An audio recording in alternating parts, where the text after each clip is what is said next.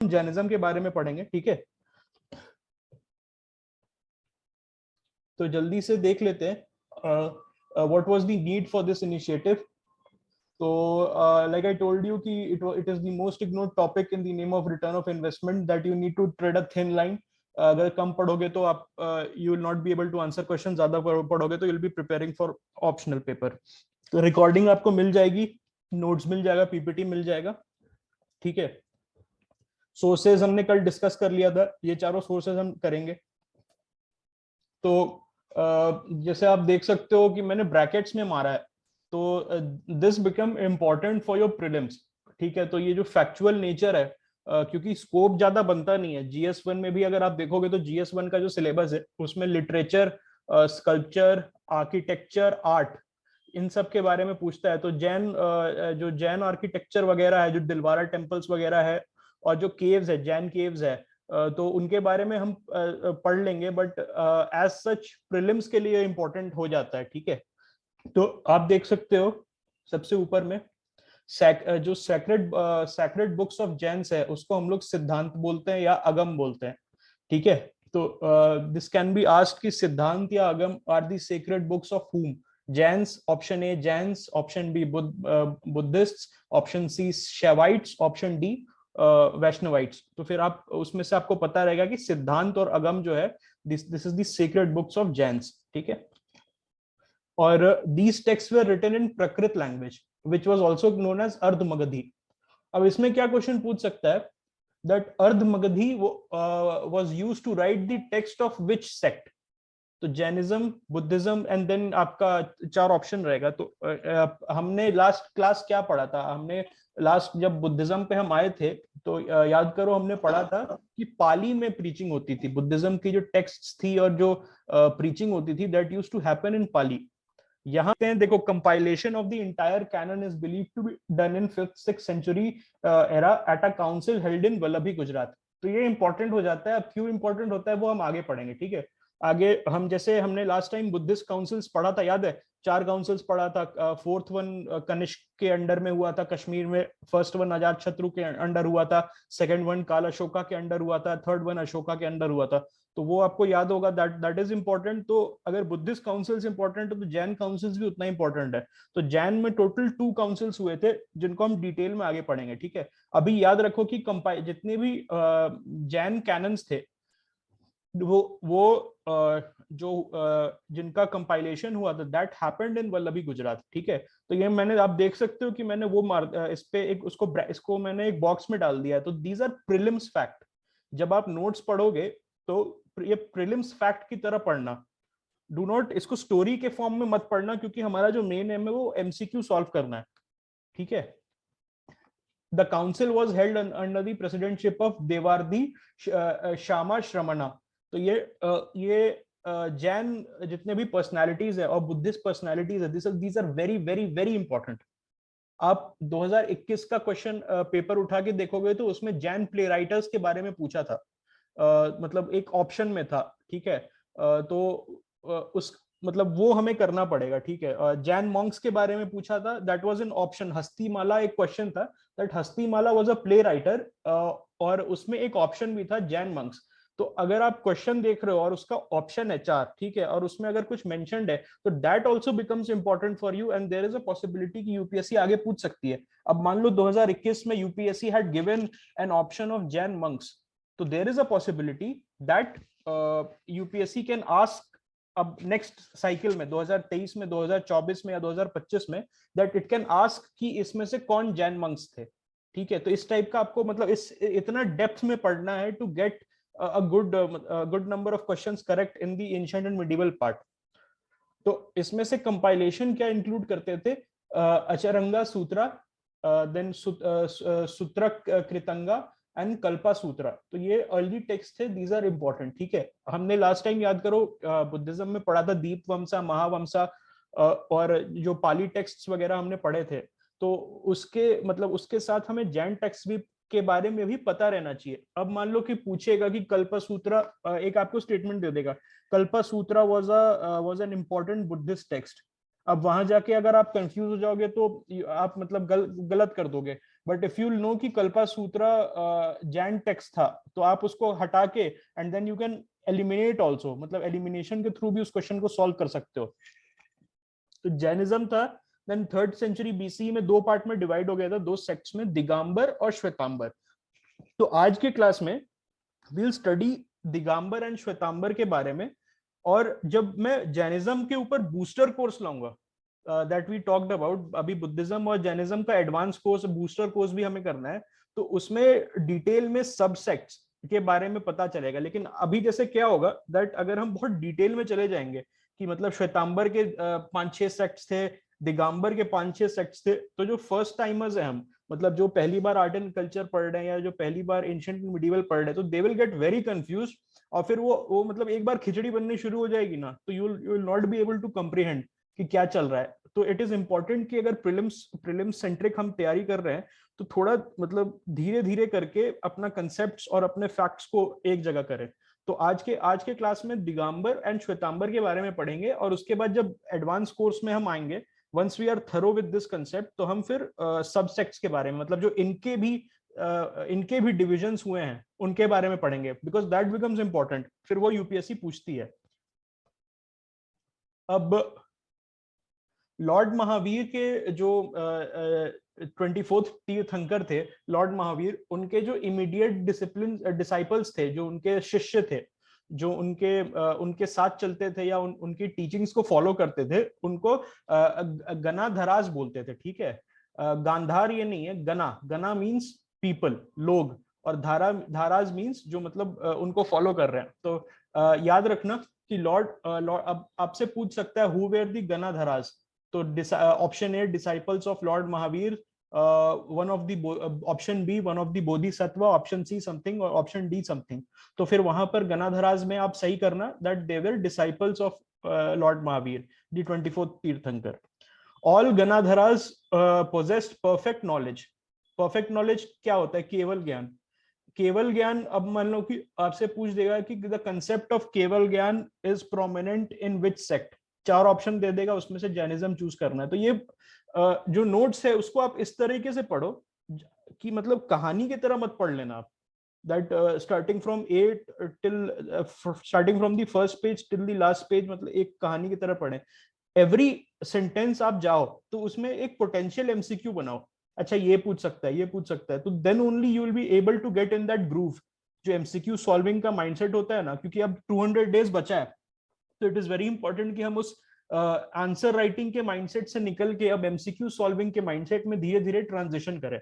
Alright, तो जितना भी अभी आज मैं जितने भी फैक्ट्स पढ़ूंगा, तो उसका एक ना एक 2 तरीके से एमसीक्यू भी वैसे ही हम कर लेंगे। ठीक है, ओरली कंपाइल्ड, जो गणाधरास थे, उन्होंने ओरल कंपाइलेशन किया था जो प्रीचिंग्स थे लॉर्ड महावीर के। ठीक है, और वो बाद में जाके जो 12 मेन टेक्स्ट हुए, जिनको सूत्रास बोलते थे, जो मतलब जो 12 सूत्र में डिवाइड हुए, जो डिविजन्स था उसको सूत्रास बोलते थे। ठीक है, और जो टेक्स्ट था, जो डिवीजन था, इट वाज कॉल्ड व्हाट? सूत्रास। ठीक है, यहाँ पर लिखा हुआ है। और जो मेन टेक्स्ट थे उनको अंगास बोलते थे, and they were the oldest religious scriptures. तो जो जैन टीचिंग थी, जो जैन प्रीचिंग थी, that started with an oral tradition. पहले मतलब वर्ड ऑफ माउथ, जो जैसे एक गुरु ने शिष्य को बताया, शिष्य जब गुरु बना, देन ही अपने डिसाइपल को बताया, फिर वो डिसाइपल जब गुरु बना, तो ऐसे ऐसे चलता गया until the second Jain council, जो कि वल्लभी गुजरात में हुआ था, हमने अभी पढ़ा था, वहां पर इट वाज एक्चुअली कंपाइल्ड, मतलब उसको लिखा गया था। ठीक है, अब देखो जिना, एक जिना का कंसेप्ट है, जिना या तीर्थंकर। तो जिना एंड तीर्थंकर is the most important concept in your Jainism. ठीक है, वो क्या होता है? जो जिनाज होते हैं या तीर्थंकर्स होते हैं, they are the one who according to Jains have conquered the temporal and material existence। जो ये एक हमारा वर्ल्ड है, जो बोलते हैं ना संसारिक मोह माया वाली जो दुनिया है, उसको कॉन्कर कर लिया। जो मटेरियलिस्टिक डोमेन है, जैसे I need this, I need that, जो हम करते रहते हैं, उसको उन्होंने अपने सेंसेस पे काबू पा लिया है। तो that those were the Jinas. ठीक है, तो ये एक्चुअली कंसेप्चुअल है, दिस इज नॉट योर, इसका कंसेप्ट आपको रहना चाहिए if you are studying Jainism. तो मैं बताते चलूंगा आपको which is important for your examination and which is important for your concept, ठीक है। अब आगे देखो, Jinas reveal the same essential truths but adjust it according to the need of society. ये बहुत ब्यूटीफुल कंसेप्ट है, ठीक है। बड़ा मतलब ये एक ब्यूटीफुल कंसेप्ट कैसे है दैट जो ये जिनाज हैं, ठीक है, वो हर टाइम पीरियड में आए हैं, they have come before also, और मतलब सेंचुरीज पहले भी आए हैं और अभी हाल हाल फिलहाल में भी आए हैं, ठीक है। तो उसमें जब भी वो आते हैं, जिनाज आते हैं और या तीर्थंकर्स आते हैं, वो सेम ट्रूथ बताते हैं आपको, सेम चीज बताते हैं, बट उस समय की जो सोसाइटी है उससे मतलब उससे वो एडजस्ट कर लेते हैं, ठीक है। तो जो जिनाज है वो वो ना दिव्य ध्वनि प्रोड्यूस करते हैं। तो दिव्य ध्वनि क्या होता है, एक साउंड होता है, ठीक है, विद द जिनाज प्रोड्यूस। तो ये याद रखना, दिव्य ध्वनि is produce by the Jinas और the tirthankaras.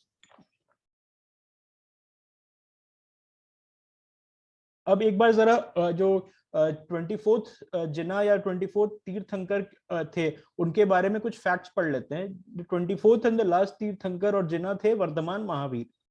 He is said to possess Avadhi jnana which is super human insight and cognition. He was the contemporary of Buddha. Very important, this sentence is very important, पूछ सकता है ये आपको, मतलब पूछेगा अगर क्वेश्चन उठ के आ गया that Lord Mahavir was the contemporary of Lord Buddha. एक ऑप्शन है, मतलब मल्टीपल सेंटेंसेस, आपको सेंटेंसेस दे रखा है ABCDEF, ठीक है, उसमें से एक है that he was the contemporary of Buddha. अब आप वहां सोच रहे हो यार कंटेम्पररी था कि नहीं, पहले आए थे कि बाद में आए थे, तो ये मतलब आप सोचते रहोगे, उससे बेटर है you know he was the contemporary of Buddha. तो आपका सेंटेंस नेगेटिव रहे या पॉजिटिव रहे तो वो आप कर सकते हो, ठीक है। ये पूछ सकते हैं he was not a contemporary या ही वाज अ कंटेम्पररी। तो UPSC can make a positive sentence also, UPSC can make a negative sentence also, but आपको पता रहना चाहिए that Lord Mahavir was the contemporary of Buddha, ठीक है। ये पहले I am talking it on the basis of your previous year papers, ठीक है। अब बॉर्न नियर वैशाली, अब मैं इसको मैंने वो क्यों किया हुआ है, ठीक है, ये ब्रैकेट में क्यों डाला हुआ है मैंने, या बॉक्स में क्यों डाला हुआ है। आप पुराने पेपर उठाओगे ना, उसमें बुद्धा एक क्वेश्चन था, which of the following places were associated with the life of Buddha. तो what is stopping UPSC from asking a similar question on Mahavira. तो उसमें से हम जरा देख लेते हैं, ठीक है, कौन कौन से। तो वैशाली एक है, दूसरा ये जृंभिकाग्राम। जृंभिकाग्राम में क्या हुआ था, that he attend infinite knowledge which is called केवल जनाना।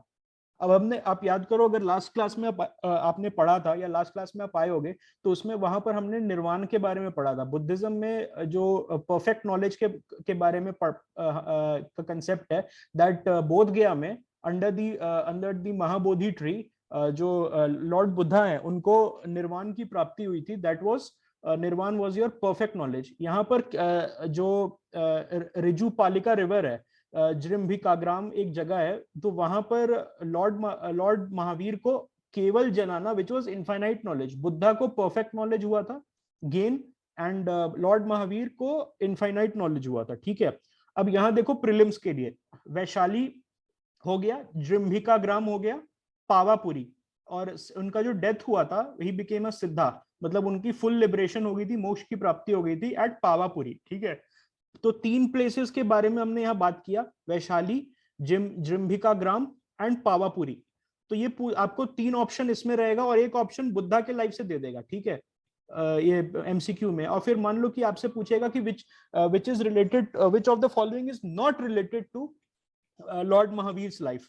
तो उसमें से मान लो कि एक दे देगा कुशीनगर, ठीक है। चार ऑप्शन है, वैशाली, जृंभिकाग्राम, पावापुरी एंड कुशीनगर। तो यार आपको पता है कि कुशीनगर में उनका महापरिनिर्वाण हुआ था, that is he passed away in Kushinagar UP. तो आपको पता रहेगा कि यार तीन तीन चीज तो इसमें से, वैशाली, जृंभिकाग्राम, पावापुरी, दीज आर, हमने पढ़ा था कि जैन ये लॉर्ड महावीर के लाइफ से है, ठीक है। और जो बाकी ये है कुशीनगर है, वो लॉर्ड बुद्ध है, तो आप मार्क कर दोगे आपका आंसर सही हो गया। तो इस तरीके से ही क्वेश्चन बनता है, ठीक है। अगर यूपीएससी पहले पूछ चुकी है तो nothing is going to stop it from it asking it again albeit in a different manner, ठीक है।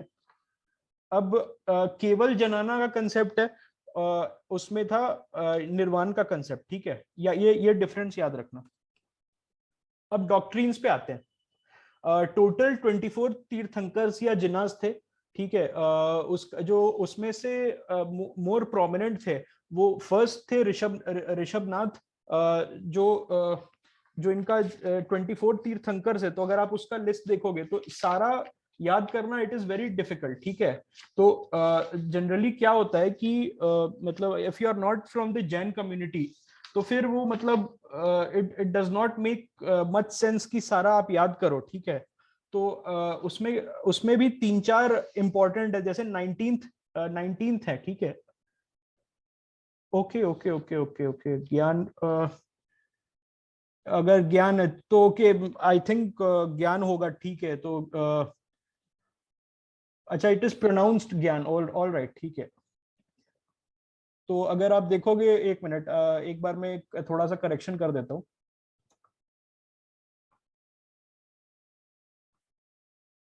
एक्चुअली ये मैंने मतलब जो किताब से अभी तक पढ़ा था, आई हैव नॉट कभी अभी तक वो नहीं मैंने किया है। ऑल राइट, थैंक यू यार जिसने भी मतलब करेक्ट किया था। आप इसमें देखोगे तो केवल ज्ञान, ओके, जनानास जो थे इसमें ये जो अवधि वर्धमान महावीर था, तो it is said to possess Avadhi gyan, ये जो आप देख रहे हो ना, तो आई थिंक किसने बताया था, थैंक यू सो मच, कवि ने बताया था, तो राइट। तो ये अवधि अवधि अवधि ज्ञान होता है, ठीक है। अब okay, it is written correctly according to Sanskrit writing in English, okay. तो इसका थोड़ा सा यार ट्रांसलेशन का इशू हो गया व्हेन यू कन्वर्ट फ्रॉम ये, जैसे वो नहीं होता इंग्लिश से आप अगर संस्कृत में कन्वर्ट करोगे या संस्कृत से इंग्लिश में कन्वर्ट करोगे, तो वो वाला इशू है। But thank you so much ये बताने के लिए। तो केवल ज्ञान होगा, इट इज रिटन जनाना, बट ज्ञान आप अवधि ज्ञान एंड केवल ज्ञान आप इसको बोल सकते हो, ठीक है। आगे बढ़ते हैं यार। टोटल 24 तीर्थंकर पढ़ लिया था, ठीक है। अब इसमें से ना यार कुछ कुछ इंपॉर्टेंट है, ठीक है, सारा याद करना इंपॉर्टेंट नहीं है। जैसे 19th तीर्थंकर है मालीनाथ या मल्ली, ठीक है, उनके बारे में भी हम पढ़ेंगे, तो वो इंपॉर्टेंट है। देन योर 24 तीर्थंकर हिमसेल्फ लॉर्ड महावीर, वो इंपॉर्टेंट है, ठीक है। तो इस तरीके से मतलब ये है कि आप सारे मत याद करना, 24 के 24 जो इंपॉर्टेंट है वो आपको बता दिया जाएगा, राइट। अब एक बार देखो, Jain concept of time is divided into endless sequence of Utsarpinis, that is progressive cycle, and Avasarpinis, ठीक है, that is regressive half cycle. तो ये आपको पूछ सकता है यूपीएससी में कि दैट उत्सर्पिनीज एंड दी अवसरापिनीज क्या था, ठीक है, क्या था ये पूछ सकता है, किससे रिलेटेड था ये पूछ सकता है। तो जैन कंसेप्ट क्या था कि प्रोग्रेस या तो जो आपका टाइम है वो एंडलेस सीक्वेंस होता है, या तो वो प्रोग्रेसिव साइकिल्स में चलेगा टाइम, या रिग्रेसिव हाफ साइकिल्स में चलेगा, उल्टा चलेगा, ठीक है। तो याद रखना, उत्सर्पिनीज और अवसरापिनीज जैन कंसेप्ट ऑफ टाइम है, ठीक है। एंड उत्सरापिनीज को प्रोग्रेसिव साइकिल बोलते हैं और अवसरापिनीज को रिग्रेसिव हाफ साइकिल्स बोलते हैं। अब हमें पढ़ना है कोर ऑफ जैन डॉक्ट्रीन, अनेकता अनेकंतावदा एंड स्यादावदा, नयावदा, त्रिरत्ना, पंच महावर्ता और अहिंसा, ठीक है। उसको हम थोड़ा सा डिटेल में पढ़ेंगे जितना रिक्वायर्ड है। बुद्धिज्म और जैनिज्म का हम वो करेंगे, एक कंपैरिजन करेंगे क्योंकि क्वेश्चन आ चुका है, ठीक है।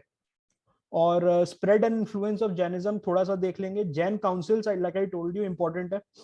डिफरेंट स्कूल्स ऑफ जैनिज्म के बारे में पढ़ लेंगे। और अब आज